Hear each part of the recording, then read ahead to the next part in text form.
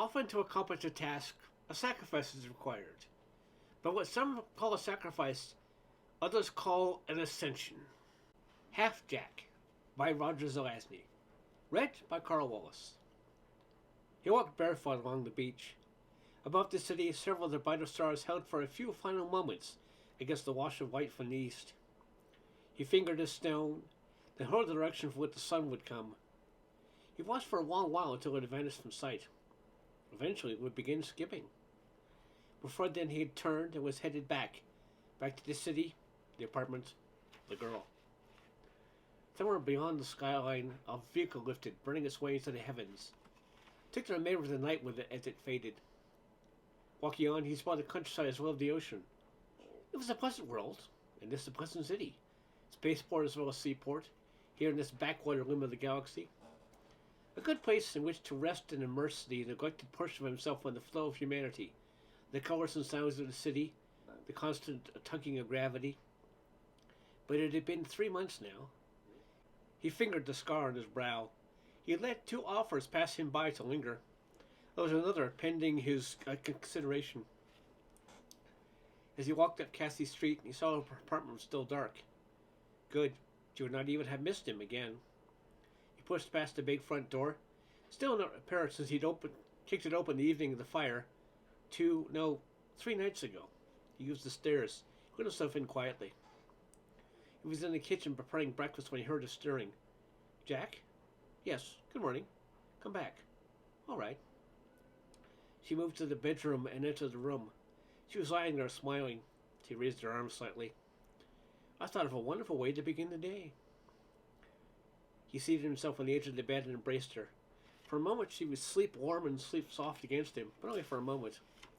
You've got too much on, she said, unfastening his shirt. He peeled it off and dropped it. He removed his trousers. Then he held her again. More, she said, tracing a long, fine scar that ran down his forehead, alongside his nose, traversing his chin, his neck, the right side of his chest and abdomen, passing to one side of his groin, where it stopped. Come on. You didn't know about it until a few nights ago. She kissed him, brushing his cheeks with her lips. It really does something for me. For almost 3 months. Take it off, please. He sighed and gave a half smile. He rose to his feet. All right. He reached up and put a hand to his long black hair. He took hold of it. He raised his other hand and spread his fingers along the scalp of the hairline. Pushed his fingers toward the back of his head, and the entire hairpiece came free with a soft crackling sound. He dropped it top of his shirt on the floor. The right side of his head was completely bald. The left had a beginning growth of dark hair. 2 areas were precisely divided by a continuation of the faint scar on his forehead. He placed his fingertips together on the crown of his head, then drew his right hand to the side and down. His face opened vertically, splitting apart along the scar, padded synthetic flesh tearing free from electrostatic bonds. He drew it down to his right shoulder and biceps, rolling it as far as his wrist. He played with the flesh of his hands with a tight glove, finally withdrawing the hand with a soft sucking sound. He drew it away from his side, hip, and buttock, and separated his groin. Then again, seating himself on the edge of the bed, he rolled it down his leg, over the thigh, knee, calf, heel. Treated the foot as he had his hand, pinching each toe free separately before pulling off the body glove. He shook it out and placed it with his clothing. Standing, he turned towards Kathy, whose eyes had not left him during all this time. Again, the half smile.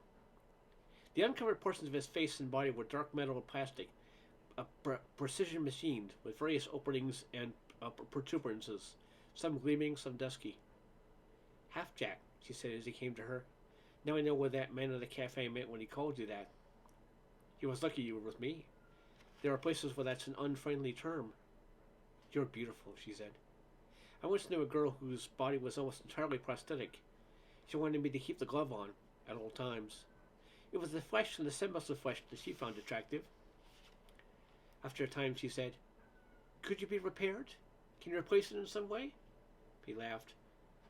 Either way, he said. My genes can be fractioned, and the proper replacement parts can be grown. I can be made whole with grafts of my own flesh. Or I could have most of my flesh removed and replaced with biomechanical analogs.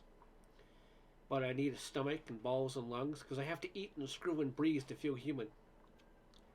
She ran her hands down his back, one on metal, one on flesh. Don't understand, she said when they finally drew apart. What sort of accident was it? Accident? There was no accident, he said.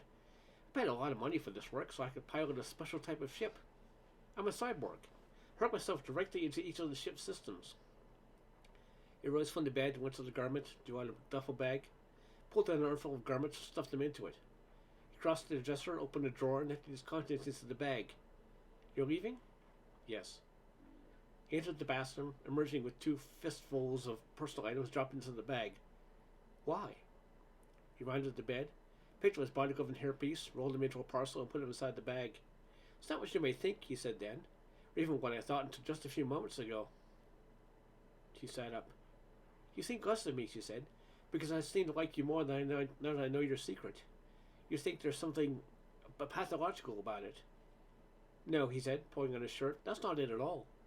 Yesterday I would have said so, and used that for an excuse to storm out of here and leave you feeling bad. But I want to be honest with myself this time and fair to you. That's not it. He drew on his trousers. What then? She asked. Just a wanderlust, whatever you call it. I've stayed too long at the bottom of a gravity well. I'm restless. I've got to get going again. It's my nature, that's all. I realized this when I saw I was looking to your feelings for an excuse to break us up and move on. You can wear the body glove. It's not that important. It's really you that I like. I believe you. I like you too. Whether you believe me or not, your actions to my better half don't matter. That's what I said, though. Nothing else. Now I've got this feeling it won't be as much fun anymore. If you really like me, you'll let me go without a lot of fuss. She finished dressing. She got out of the bed and faced him. That's the way it has to be, she said. Okay. I better just go then. Now. Yes. He turned and walked out of the room, left the apartment, used the stairs again, and departed from the building. Some passerby gave him more than a casual look. Cyborg pilots not being all that common in this sector. This did not bother him. His step whitened. He stopped at a pay booth and called the shipping company, telling them he would haul the load they had on orbit. The sooner it was connected with the vessel, the better, he said. Loading, the controller told him, will begin shortly, and he could ship out the same afternoon for the local field. Jack said he'd be there when they broke the connection.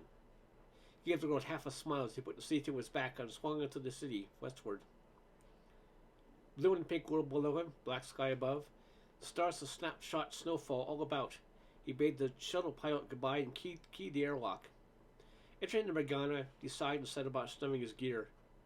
His cargo was already in place, and the ground computers had transferred course information to the ship's brain. He hung his clothing in a locker and placed his body glove and hairpiece in compartments. He hurried forward and settled into the control web, which adjusted itself around him. A long dark unit swung down from overhead and dropped into position at his right. It moved slowly, making contact with various points on that half of his body. Good to have you back. How was your vacation, Jack? Oh, fine, really fine. Meet any nice girls? A few. Here you are again. Did you miss things? You know it. How does this all look to you?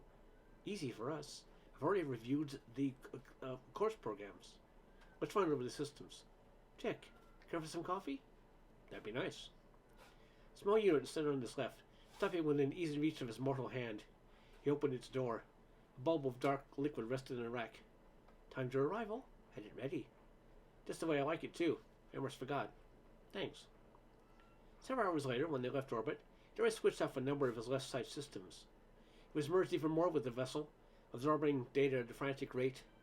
Their expanded perceptions took in the near-ship velocity and moved out to encompass the extrasolar panorama with greater than human clarity and precision. They reacted almost instantaneously to decisions great and small. It is good to be back together again, Jack. I'll say. Morgana held him tightly. The velocity built. The end.